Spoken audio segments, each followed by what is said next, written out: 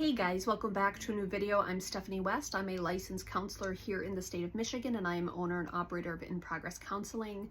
Today we're going to use the language around continuum and ranges as a way to guide some of our decision making and as a way to put our stories in context. Now, often I will walk alongside of someone that's using very loaded language or very dichotomous language around pass, fail, right, wrong, good, bad. And often the pass fail shows up by way of nutrition or by way of am I working out or not, or it shows up by way of environmental management. It shows up by way of finances. There's this, I'm getting it perfectly or I'm doing it terribly. And it's like, honestly, neither one of those is a very habitable space for us. To do it perfectly, in theory, might seem like a good outcome, or to not have to tend to it at all might seem like a relief. Neither one of those poles are very helpful. And so often we have to develop language around taking things out of dichotomies and putting them into a continuum. And so by way of a very simple analogy, let's talk about environmental management.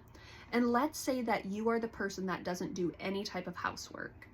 Things fall apart around us pretty quickly when we're not at least tending to some of the details. And so now the trash is building up and the carpet is, having lots of residue on it, and the windows are gunking over and the toothpaste is building up around the sink. Now, are these people brushing their teeth, not brushing their teeth? I don't know. Are they using soap? I don't know.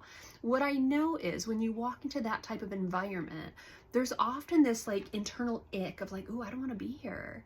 Because there's something about it that feels almost uninhabitable, but certainly unwelcoming.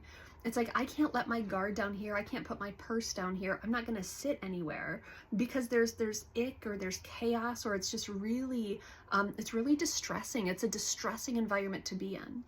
So often we might use the dichotomous language of like perfect environmental management. But then walk with me towards that type of solution or that type of experience where I walk into someone's home and every little thing is in place. And there's plastic covering the furniture, and there's coasters and signs telling you that you have to use the coasters. And there's this tidy little display of shoes, and you have to put your shoes in the right and tidy display. That doesn't feel very habitable either. That feels a little like, okay, I'm not going to get dirty, but I might get yelled at if I do anything that's not pristine and perfect. Neither one of those poles are very helpful. So we'll often develop language around a continuum or a range. And it's like in some seasons, I'm not going to be able to maintain as tidy of an environment as I like. And so it might feel chaotic to me, but it's not this over here squalor, uninhabitable, unwelcoming environment. So I have to talk myself through the distress of all or nothing, like, Steph, just because it's perfect, it doesn't mean it's squalor, and you have to sit in the discomfort that it's not pristine right now. But if that's what the season is inviting me into for whatever reason, it's a season where I'm heavily tasking, or it's a season where maybe my school expectations are accelerated, or it's a season where there's a lot of maybe relational investment I'm needing to be making. So then it's going to feel maybe pretty untidy, but it's gonna probably stay within a pretty okay continuum of sometimes I'm more tidy, sometimes I'm less tidy. And that type of continuum language, that type of creating a range can be really helpful. So I'll ask someone and they'll be reporting that things are really messy, and it's like, okay, it sounds like you're uncomfortable with that. It sounds like that's frustrating for you or agitating for you. Tell me more about that. And as we develop that conversation, it's like, when are you going to have some time to tend to this untidiness that's distressing for you? And typically someone's able to say, well, I can't do it today or tomorrow, but I know for sure this weekend. And it's like, okay. So this weekend, if we have this continuum, it's going to move closer to the tidy side.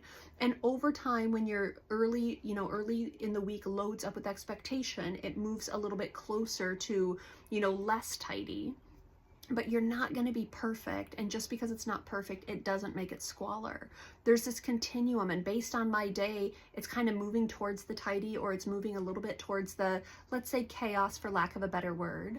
But that is very normal. That's based on my context. This is what I'm able to give it.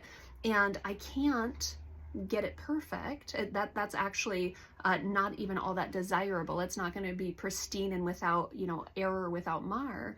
But just because I can't keep it as tidy as I like, it doesn't make it squalor. It doesn't make it uninhabitable. And we can talk our emotions through the distress when we take things out of that dichotomous, it's perfect or it's squalor. It's like, well, no, depending on the day, there's this range that's often happening.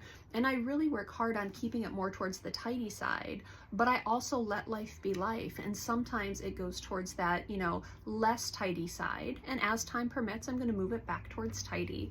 Starting to use that language around seasons, around context, around continuum, that can be really helpful. So if there's a place in your life where you're using maybe that pass-fail dichotomous language, ask yourself if it's possible to use language around continuums and ranges. Are you giving things your best effort? Are you showing up when time allows? Those are really good questions to be asking yourself.